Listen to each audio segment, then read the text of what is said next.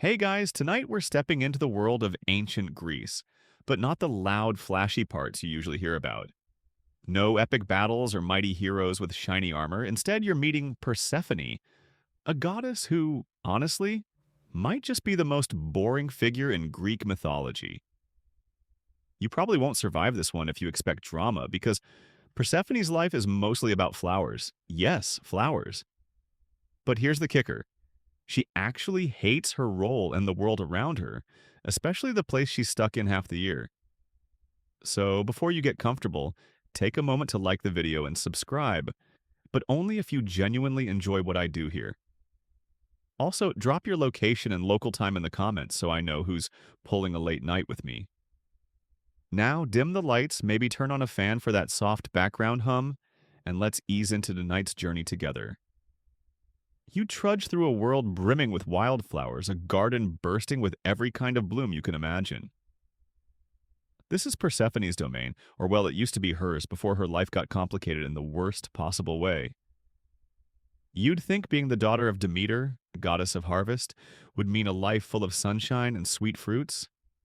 But no. Persephone's story starts in a slow-motion haze of floral monotony. She wanders fields picking daisies, poppies, and crocuses, and the flowers seem endless. If you're picturing a carefree flower child vibe, think again. Persephone's connection to these blossoms is a bit more complicated. She's not just playing in the meadow. The flowers are her world, but she can't fully enjoy them. The reason why is not obvious yet, but you get the sense that there's a faint undercurrent of dissatisfaction, a dullness that never quite lifts. Flowers are everywhere, yet Persephone feels trapped by them, as if her life's rhythm is set by this endless spring, where nothing really changes. It's like being stuck in a loop of floral screensavers, pretty, repetitive, and utterly lacking in thrills. Here's a mainstream fact for you. In ancient Greece, flowers were deeply symbolic, representing everything from love and fertility to death and renewal. People planted them not just for beauty, but for rituals and offerings. But Persephone's myth flips that meaning on its head, because even surrounded by symbols of life, she is anything but lively. And speaking of symbols, there's a quirky tidbit that some scholars have noticed. The types of flowers associated with Persephone, like the narcissus and the pomegranate, actually hint at the story to come, but they might have been chosen more for their seasonal bloom cycles than any poetic meaning. Flowers might just be ancient Greece's version of mood lighting. Now, historians still argue whether Persephone's initial dull life was meant to highlight the monotony of spring before the underworld kidnapping, or if it was a later addition to soften the myth's darker edges. Some think the myth originally focused more on her time below, making her a powerful underworld queen, but later storytellers added the flower gathering to make her relatable or innocent. It's like someone trying to turn a serious horror movie into a nature documentary. As you imagine Persephone in her meadow, there's something quietly tragic about her existence. She's caught between a world that's endlessly pretty but stifling, and another she hasn't yet entered. This sets the stage for a myth that's less about epic feats and more about the dull ache of choice and fate. You might not be hooked by flashy heroics here, but the quiet desperation of a goddess stuck in an eternal spring? That's a special kind of story. You keep walking alongside Persephone through this eternal spring, but now you start noticing the cracks in her world. Everywhere you look, flowers bloom, sure, but it's the same cycle over and over, like a song stuck on repeat. You feel the gentle warmth of the sun on your skin, but it's neither hot nor cold, just the kind of mild that makes your eyelids heavy, like a never-ending Sunday afternoon nap. This is what Persephone's life is really like before things get complicated. Endless springtime that's all surface-level beauty and no real change or adventure. In this world, the flowers seem to sprout endlessly, but there's an eerie sameness to them. You pick up a flower, a narcissus if you're paying attention, and it looks just like the one you saw yesterday and the day before that. Imagine trying to get excited about that. Persephone is supposed to be the goddess of spring, right? But there's a frustrating irony here. She's surrounded by life, yet she feels locked in a sort of slow-motion purgatory. The natural cycle that should bring new beginnings each year feels more like a trap. The weather never shifts enough to break the monotony. You hear the buzz of bees, but it's almost hypnotic, drone-like, not energizing. You smell the faint perfume of flowers, but it's too sweet, almost cloying. It's like living inside a scent that's too strong to be comfortable. You notice your feet sinking slightly into soft earth, but there's no real texture to the ground. Just the same cushy moss everywhere, like the earth itself is stuck in some endless lullaby. Here's a mainstream historical fact. The Greeks associated the changing of seasons very closely with agricultural cycles, especially grain planting and harvest. Spring symbolized rebirth and growth, but Persephone's version of spring seems stripped of that productive energy. Instead, it's more like an ornamental garden, carefully tended but lacking the wild, unpredictable energy of real nature. You might start wondering if this endless spring is more prison than paradise. Now, for a quirky tidbit, some ancient vase paintings show Persephone actually holding a sheaf of grain instead of flowers, which hints at her deeper role connected to fertility and agriculture. A side of her myth that's often overshadowed by the kidnapping story. It's like she was originally the goddess of crops who got rebranded as the flower girl. Historians still argue whether these early depictions reflect a different origin story or just regional variations of the myth. Was Persephone once the full goddess of life cycles and the flower narrative just a soft sell for bedtime? You can imagine how the endless spring can feel like a slow drip of boredom. It's not just about flowers, it's about being stuck in a time loop where every day is pleasant but predictable. And for Persephone, who's just starting to grasp her own identity, this monotony is stifling. She doesn't want to be a doll in a floral diorama. She wants something more, though she can't quite say what that is yet. This feeling of restless dissatisfaction quietly sets the stage for the disruption that's about to hit her life like a thunderbolt. You're almost lulled by the calmness here, but beneath that surface, a storm brews. You don't realize it yet, but Persephone's life is about to take a hard left into a place with less sunshine and more paperwork. But we'll get there. For now, just let the scent of those endless flowers wash over you, like a lullaby that's both soothing and slightly unsettling. You're still walking through the soft fields with Persephone when suddenly the mood shifts. It's subtle at first, like the sky dimming a little or a quiet pause in the buzzing of bees. Then, out of nowhere, the ground rumbles just beneath your feet. Not the kind of earth-shaking quake you'd expect in a myth, but a low, unsettling thud. And here comes Hades, but not as the romantic dark prince you might imagine. No, he's more like that awkward guy who shows up uninvited to a party, steps on a few toes, and leaves everyone uncomfortable. Hades doesn't arrive on a chariot of fire or with dramatic fanfare. Instead, he's just there, emerging from a chasm in the ground like a surprise guest at a flower show. You can almost hear Persephone's internal "oh no" moment, but nothing screams it out loud. She's too stunned for that. He grabs her, and before you can blink, she's pulled into the earth. Not much screaming or flailing. It's more like being dragged to the basement for a forced family game night. You get the sense that this kidnapping isn't exactly the grand romantic abduction the poets like to sell it as, but more a case of poor timing and bad communication. Here's a mainstream fact. Hades is one of the original Olympians, ruling over the underworld with a rather strict but not evil hand.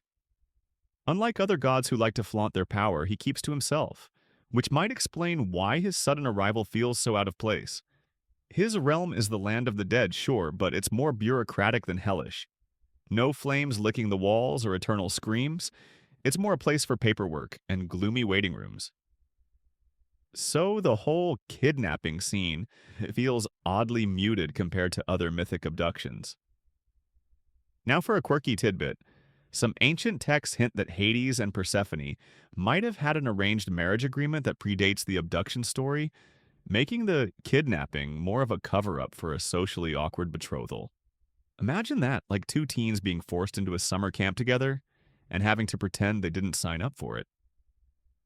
Historians still argue whether the myth evolved from a consensual union reinterpreted as a kidnapping, or if the abduction narrative was always the core.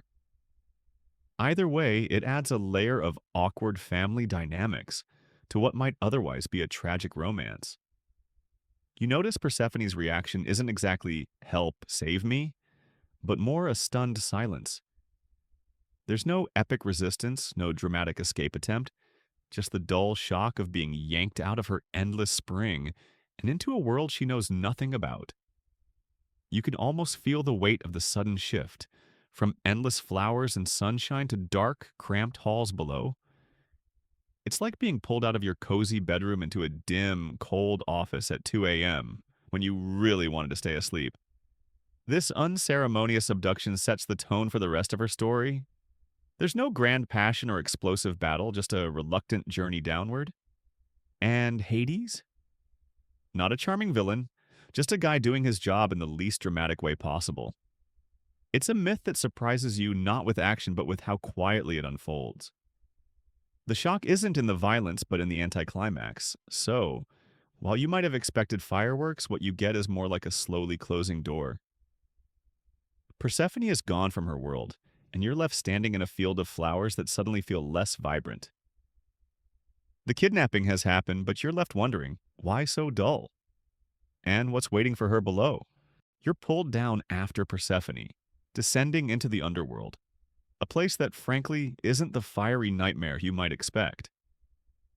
Instead, it's a world of shadows and muted grays, like a dimly lit office cubicle that's seen one too many budget cuts. The air is thick but oddly still, and instead of crackling flames or howling demons, you hear the low hum of quiet conversations and the shuffle of countless souls filing paperwork. It's less hellscape and more eternal DMV waiting room. As Persephone steps through this gloomy realm, you notice the absence of life and color. The landscape is barren, dusted with ash instead of petals. The trees are leafless and skeletal, their branches reaching out like tired arms. The ground crunches underfoot, but it's dry and crumbly, not fertile soil like the fields she loved above.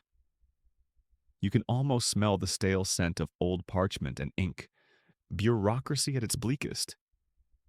There's a sense that time moves differently here, slower and heavier, like a molasses drip that never quite finishes. Here's a mainstream historical fact. The ancient Greeks believed the underworld was a real place beneath the earth where souls went after death, ruled by Hades and his queen, Persephone. But unlike later Christian concepts of hell, it wasn't a place of eternal torment for most. It was more a shadowy afterlife where everyone waited their turn. You don't get the usual fiery pits or eternal punishment. It's a kind of gray purgatory, dull and uneventful. Now, for a quirky tidbit, some classical authors describe the underworld as having a section called the Asphodel Meadows, where souls who lived neither virtuous nor wicked wandered aimlessly. Imagine a celestial version of a mall without any stores. It's this kind of dull afterlife that makes Persephone's forced residency feel less like a dramatic fall and more like a tedious relocation.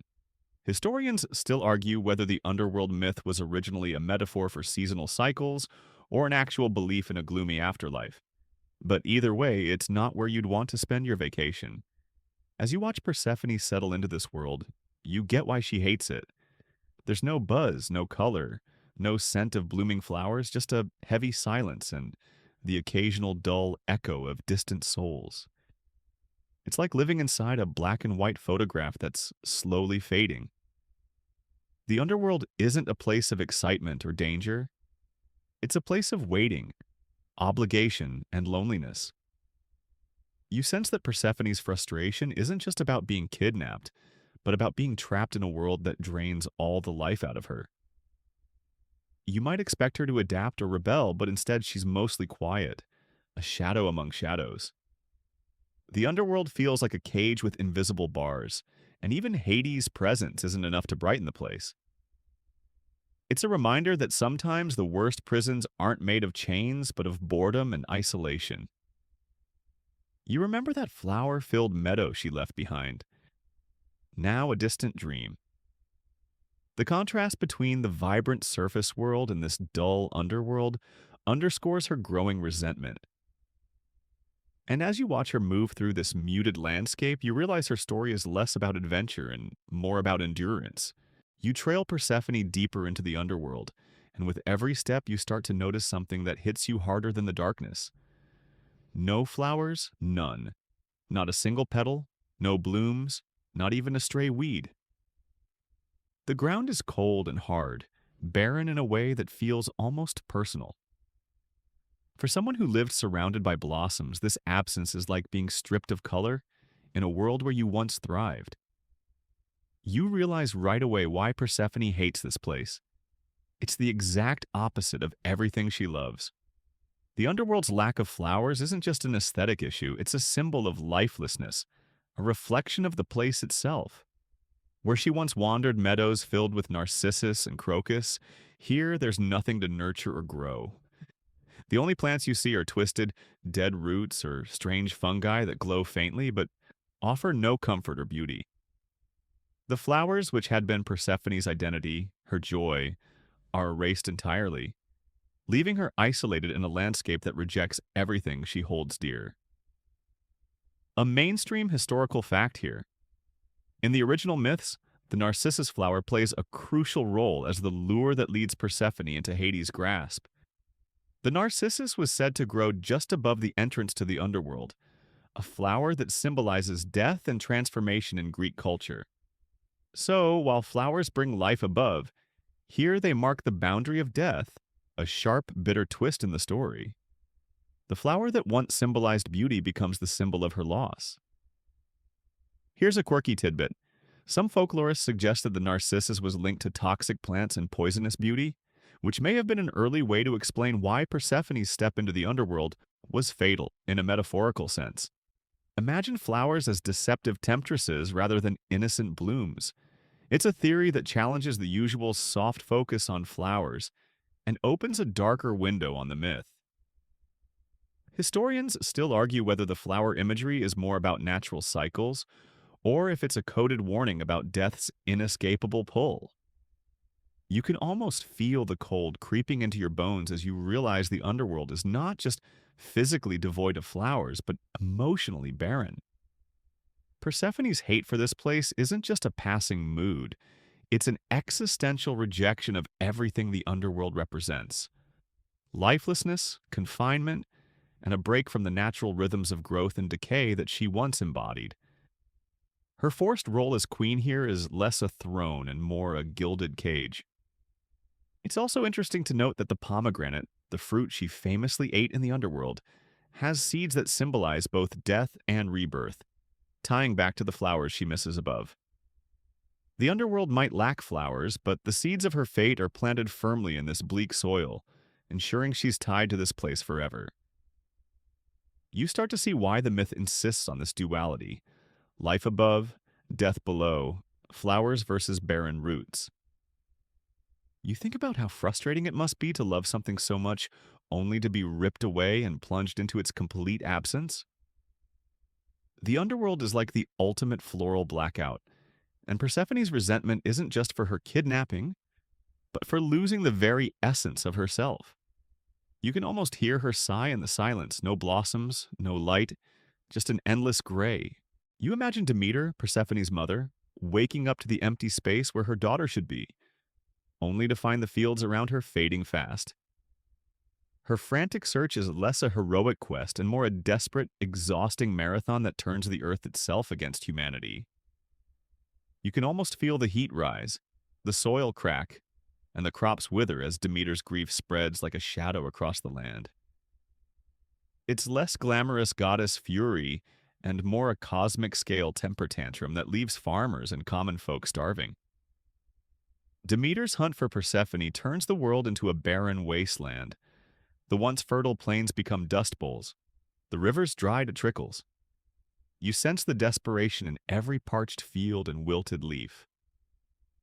People watch their food disappear and pray for rain, but the goddess of the harvest ignores them, caught in her sorrow.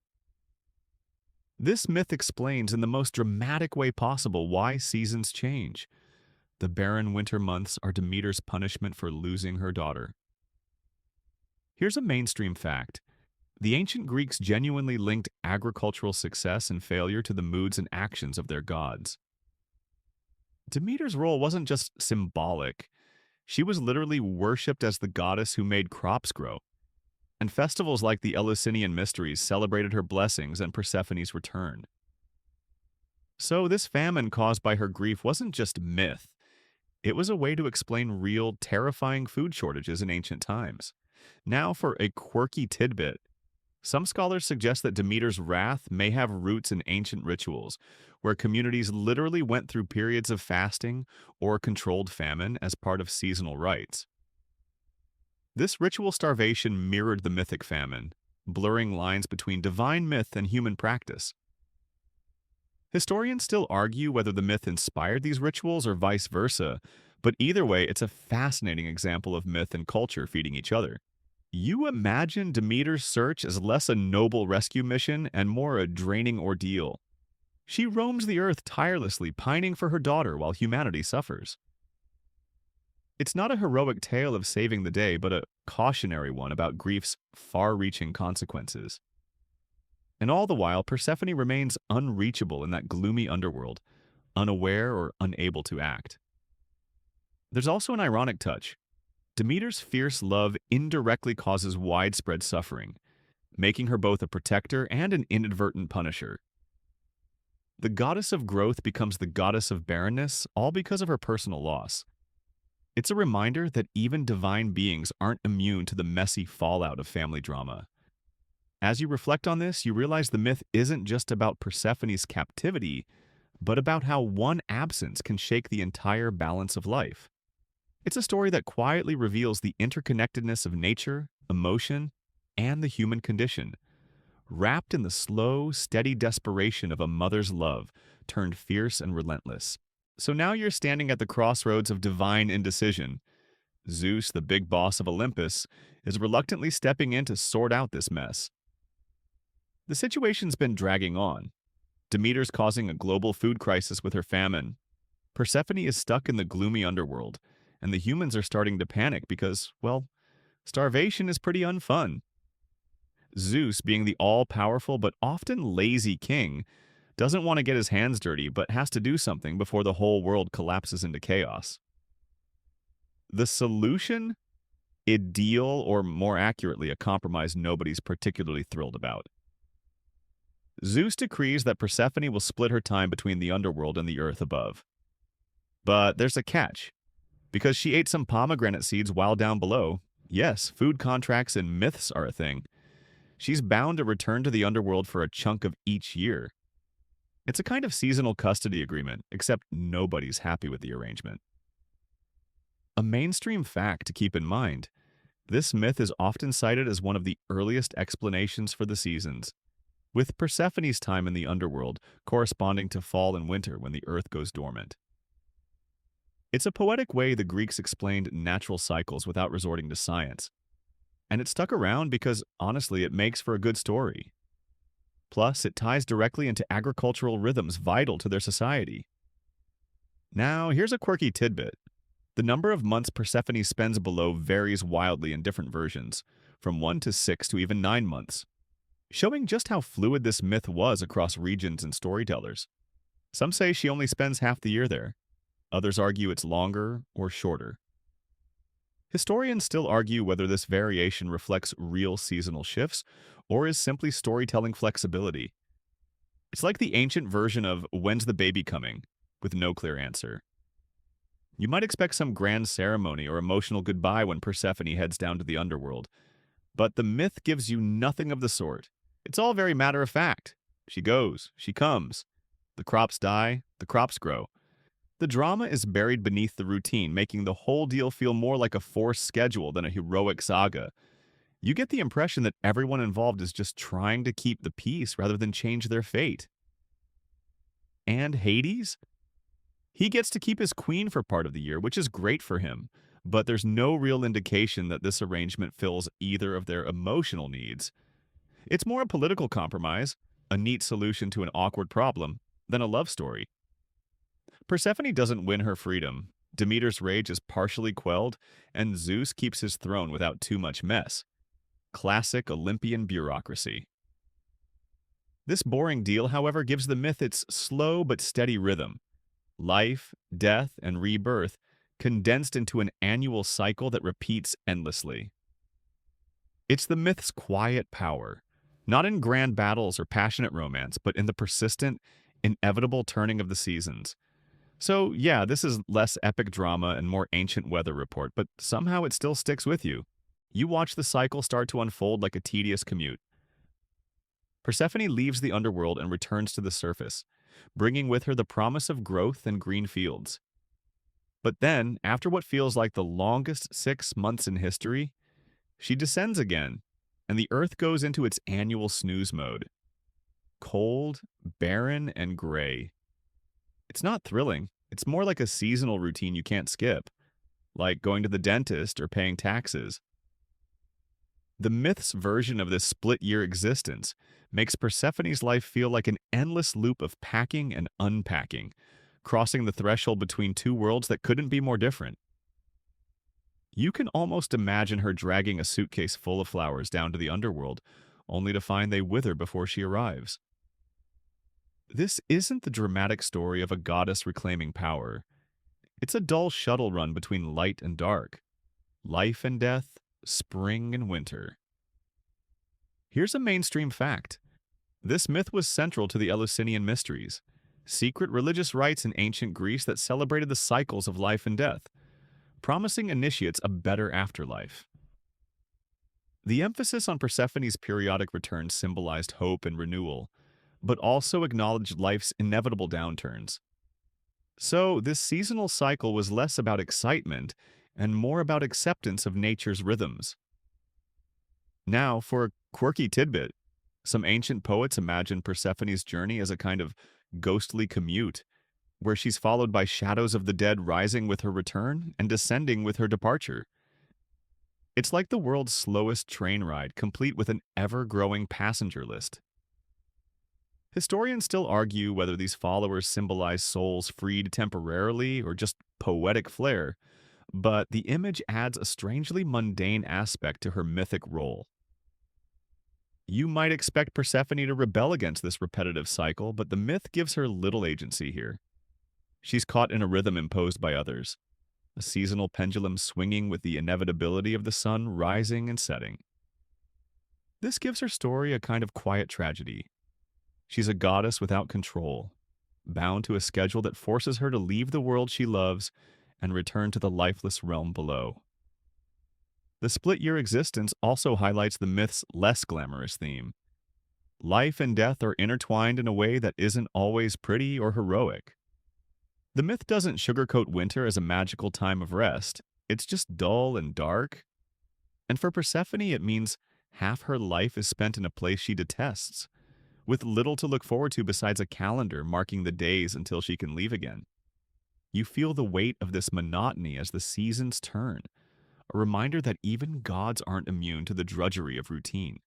Persephone's story isn't a blockbuster saga, but a slow, endless commute between worlds, a reminder that some cycles, no matter how dull, are impossible to break. As you continue following Persephone's story, it becomes clear that her hatred for the underworld goes way beyond missing flowers or enduring a bleak landscape. Sure, the absence of blooms is painful, but what really eats at her is the crushing loneliness and the sense of being trapped by a destiny she never chose. It's like being handed a role in a play you never auditioned for, then forced to perform it over and over without a break or a rewrite. The underworld isn't just a physical place. It's an emotional prison. Persephone's days are filled with shadowy silence, broken only by the dull murmur of souls wandering aimlessly or whispering about lives long gone. Unlike the lively, bustling world above, down here time drags on, each moment heavier than the last. The loneliness is so thick you could cut it with a sickle, which feels extra cruel given her role as queen, surrounded by souls but fundamentally isolated.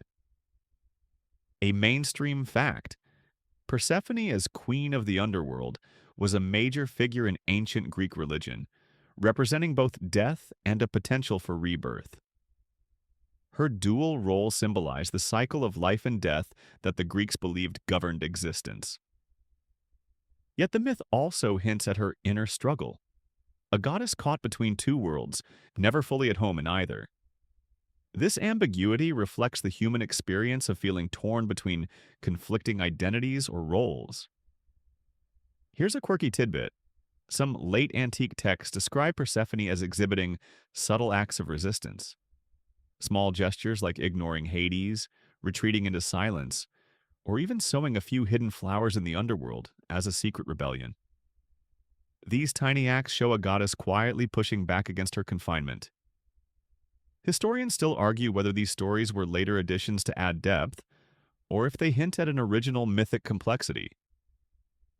Either way, it paints a picture of a reluctant queen, doing what she can with very little freedom. You start to see how Persephone's hatred isn't just about place, but about power, or the lack of it. She's stuck in a role assigned to her by others, stripped of choice, forced into a seasonal rhythm that feels more like a sentence than a gift. The flowers are a surface-level symbol, but the real thorn in her side is the loss of agency, the boredom of ruling over shadows, and the endless waiting for a life that slips through her fingers.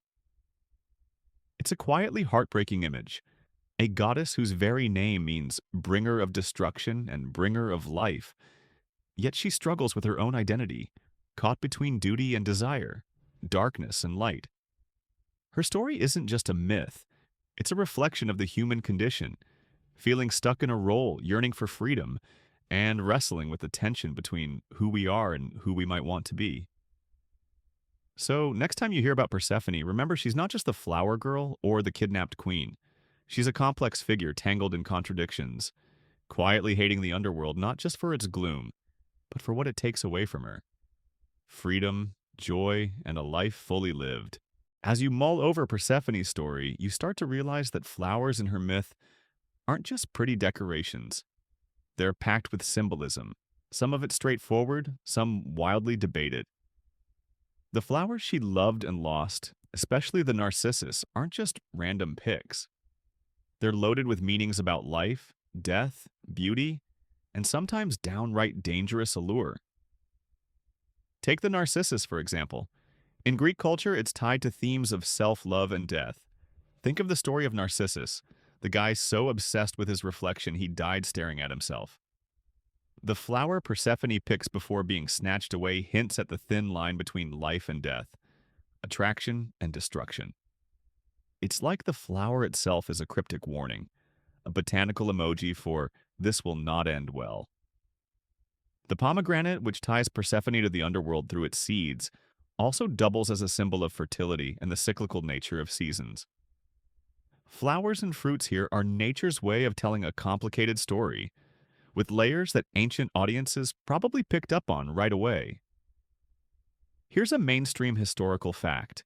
Ancient Greeks were meticulous about flower symbolism, often using blooms in funerary rites and religious ceremonies to express emotions and ideas words couldn't capture. The Eleusinian mysteries, linked closely to Persephone's myth, featured floral garlands and ritual offerings, making flowers central to how people experienced death and rebirth spiritually. Now, for a quirky tidbit, some modern scholars suggest that what we think of as flower symbolism in Persephone's myth might be overanalyzed. They propose that flowers were simply seasonal markers, nature's calendar, not profound symbols of life and death. In other words, the myth might be less about hidden meanings and more about practical storytelling tied to agricultural cycles. Historians still argue whether flowers in this context are metaphorical or just poetic scenery. It's like trying to decode your grandma's old recipes and wondering if the secret ingredient was love or just extra salt. You can almost see Persephone standing in her flower field, not thinking about symbolism, but simply enjoying or maybe tolerating the moment. The flowers might be beautiful, but they're also a reminder of her limited world. She's caught in a paradox, surrounded by symbols of life and growth, yet her fate pulls her toward death and stillness. This duality adds a layer of melancholy to her myth, making the flowers both a comfort and a curse. As you consider all this, you realize the myth's floral imagery works on multiple levels. It's nature's way of marking time, culture's way of expressing deep truths, and maybe just ancient storytelling, keeping things visually interesting. Whether the flowers are profound symbols or simple props, they are undeniably central to understanding why Persephone's story is as much about what's missing as what's present. You start to see that Hades isn't the villain or romantic hero the story sometimes paints him as. He's more like a middle manager stuck in a thankless job. He rules the underworld with a stern but uninspired grip, neither malevolent nor affectionate, just resigned to his role. When he takes Persephone, it's less a grand conquest and more a necessary move to maintain the status quo. There's no flair or passion, just a sense of, this has to happen, so it will. Unlike the fiery devils you might expect, Hades' underworld is a bureaucratic realm, a kingdom of rules and order rather than chaos. He's not evil, he's more the cosmic landlord collecting rent on souls.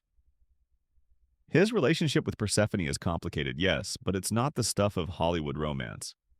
She's not a captive princess in distress, but a reluctant queen who tolerates his company while dreaming of flowers she can't have. A mainstream fact. Hades rarely appears in myths outside his underworld role, and ancient Greeks often avoided naming him directly out of fear or respect, referring to him with euphemisms like the unseen. This suggests a cultural discomfort with death, personified but also a recognition of his necessary role in the cosmos. He's more a force of nature than a character with ambitions or emotions. Here's a quirky tidbit. Some scholars believe that Hades may have originally been a fertility god who later got a darker makeover as beliefs about death evolved. This theory paints him less as a grim reaper and more as a guardian of the Earth's hidden riches, like minerals and crops growing underground. Historians still argue whether Hades' dark reputation was a later addition or an inherent part of his character from the start. It's a bit like your quiet coworker suddenly being cast as the office villain without ever saying a word. You get the sense that Hades' story is less about evil deeds and more about being trapped in a role with little flexibility. He's stuck in the underworld, running it as best as he can, while Persephone's presence both complicates and humanizes his existence. They're two figures bound by duty and circumstance, neither fully happy but resigned to their shared fate. This ambiguity makes Hades a fascinating figure. He's not the romanticized Dark Lord or the cruel tyrant. He's simply the keeper of balance between life and death, light and shadow. His muted presence in the myth contrasts sharply with the vibrant world Persephone leaves behind, highlighting the stark divide between their realms and roles. So, when you think of Hades, try to picture a tired but dutiful landlord rather than a villain or a lover. Someone who keeps the underworld running quietly in the background while the seasons turn above. It's a reminder that not every mythic figure fits neatly into hero or villain boxes. As you ponder Persephone's tangled identity, you encounter one of the trickiest debates among scholars. Is she primarily a goddess of death, rebirth, or something in between? The answer isn't clear-cut, and the ambiguity adds a layer of mystery that keeps the myth alive in academic discussions. On one hand, Persephone's descent to the underworld and her rule there link her closely with death and the afterlife. She's the queen of shadows, overseeing souls in their final rest. Her presence in the underworld symbolizes the inevitability of death, a reminder that all life ends in darkness. In this view, she's a somber figure embodying mortality's unyielding grasp. On the other hand, her annual return to the surface heralds spring's rebirth and renewal. She's the harbinger of new life, making fields bloom and crops grow. This cyclical journey marks the eternal dance of life and death, a cycle essential to human survival and nature's rhythm. In this light, she's a goddess of regeneration, hope, and continuity. Here's a mainstream historical fact. The Eleusinian Mysteries, the secret religious rites of ancient Greece, centered around Persephone and her mother Demeter, highlighting themes of death and rebirth. These rituals promised initiates a better afterlife, reflecting the dual nature of Persephone's myth, both deathly and life-affirming. Now, a quirky tidbit. Some scholars suggest that Persephone's myth may have absorbed influences from older pre-Greek fertility goddesses, blending death and rebirth symbolism in ways that evolved over time. This fusion created a figure both life-giving and death-dealing, reflecting changing cultural attitudes. Historians still argue whether she started as a chthonic death goddess or a vibrant fertility figure later associated with the underworld. This ongoing debate mirrors the complex nature of human life, how beginnings and endings are intertwined, how joy and sorrow coexist. Persephone's story resists simple categorization because she embodies this very tension. She's both the flower and the wilted petal, the light and the shadow. You realize that part of why this myth endures is its refusal to be pinned down. Persephone invites us to sit with uncertainty, to accept contradictions, and to find meaning in cycles rather than absolutes. She's a goddess of liminality, forever caught between worlds, roles, and interpretations. So, as you think about her, remember she's not just a mythic figure, but a symbol of the messy, beautiful, and sometimes confusing dance between life and death that defines existence itself. You might think that a goddess stuck between two worlds would throw some kind of divine tantrum or stage an epic rebellion. But no, Persephone's resistance is subtle, almost imperceptible, more about silent defiance than grand gestures. It's the eye roll of a goddess rather than a thunderbolt of rage, the kind of rebellion you barely notice unless you're paying close attention. She's not storming Olympus or battling Hades with fiery wrath. Instead, her rebellions are tiny acts that ripple quietly beneath the surface. Maybe she refuses to smile when she's down below, or she ignores Hades' attempts at conversation. Some myths hint she plants a stray flower here and there in the underworld, like little signs of life sneaking into a place designed to smother it. It's less about breaking chains and more about bending the rules in small, personal ways. A mainstream fact: Greek myths often depict gods and goddesses expressing their power through subtle means, reflecting human emotions and limitations. Persephone's quiet defiance fits this pattern, showing that resistance isn't always loud or heroic. Sometimes it's in the little things, refusing to fully accept a fate, holding on to hope in silence. Here's a quirky tidbit. Some later poets imagined Persephone as a sort of reluctant co-ruler, who uses her silence and presence to influence the underworld's moods, suggesting a kind of political savvy beneath her quiet exterior. Historians still argue whether these portrayals are original or later embellishments, but they add depth to a figure often seen as passive. You start to see that Persephone's few rebellions are less about changing her situation and more about asserting her identity despite it. She's trapped in a role, but she refuses to become just a symbol or a pawn. Her silences and small acts speak volumes, turning boredom and captivity into a quiet form of resilience. It's a reminder that resistance doesn't have to be dramatic to matter.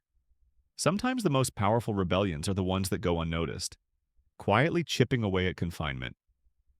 Persephone's story here is less about heroics and more about the strength found in endurance and subtle defiance.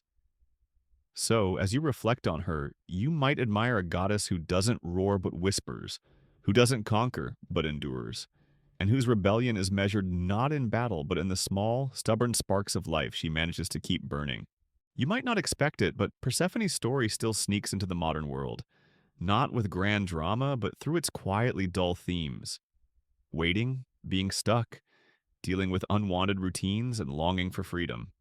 The myth's core resonates in ways that feel oddly familiar even if you don't realize it. It's like discovering an ancient version of your own Monday mornings or those endless commutes that sap your spirit. People today juggle jobs, relationships, and responsibilities that sometimes feel like invisible chains dragging them between two worlds.